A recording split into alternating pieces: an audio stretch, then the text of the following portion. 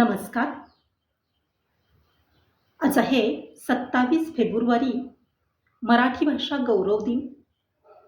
खरं तर मराठी साहित्यामध्ये अतुलनीय योगदान देणारे कविवर्य वि. शिरवाडकर म्हणजेच विष्णू वामन शिरवाडकर यांना आपण कुसुमाग्रज म्हणून देखील ओळखतो.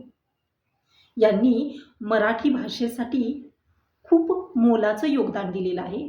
म्हणून त्यांचा जन्मदिवस हा आज आपण मराठी भाषा गौरव दिन म्हणून साजरा करतो. खरं तरच त्यांना अभिवादन म्हणून आज आपण त्यांनीच लिहिलेली प्रेम ही कविता सादर करतोय. चला तर मग पाहूया प्रेम. पुरे झाले चंद्र सूर्य, पुरे झाले चंद्र सूर्य, पुरे झाल्या तारा, पुरे झाले चंद्र सूर्य, पुरे झाल्या तारा, पुरे झाले नदी नाले, पुरे झाला वारा, पुरे झाले चंद्र सूर्य, पुरे झाल्या तारा, पुरे झाले नदी नाले, पुरे झाला वारा, मोरासारखा छाती काढून उभा राहा, मोरासारखा छाती काढून उभा राहा, जाळासारखा नजरेमध्ये नजर बांधून पहा. सांग तिला, सांग तिला तुझ्या मिठीत स्वर्ग आहे सारा, सांग तिला तुझ्या मिठीत स्वर्ग आहे सारा, पुरे झाले सूर्यचंद्र, पुरे झाल्या तारा.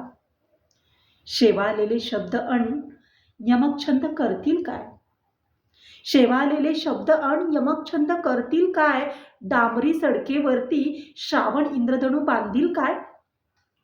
उन्हाळ्यातल्या ढगासारखा हवेत बसशील फिरत, उन्हाळ्यातल्या ढगासारखा हवेत बसशील फिरत, जास्तीत जास्त 12 महिने बाई बसेल झुरत. उन्हाळ्यातल्या ढगासारखा हवेत बसशील फिरत, जास्तीत जास्त 12 महिने बाई बसेल झुरत. नंतर तुला लगीन चिठ्ठी आल्याशिवाय राहील काय, नंतर तुला लगीन चिठ्ठी आल्याशिवाय राहील काय. म्हणून सांगतो जागा हो जाण्यापूर्वी वेळ, म्हणून सांगतो जागा हो जाण्यापूर्वी वेळ.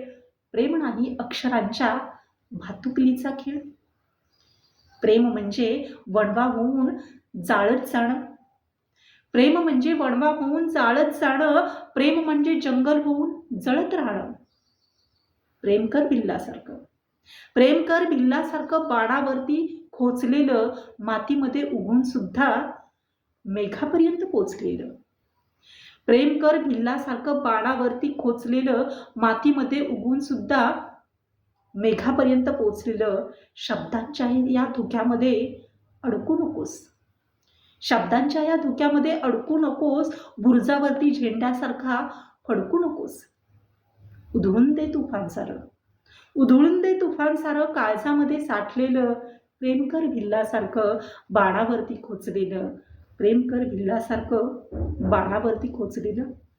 अशा प्रकारे प्रेम ही अतिशय सौंदर्यवान गोष्ट असली तरी ती किती तीक्ष्ण आणि तिच्यातील गांभीर्यता सांगण्यासाठी भिल्लाचं रूप या प्रेमामध्ये देणारे हे केवळ कुसुमाग्रजच. धन्यवाद.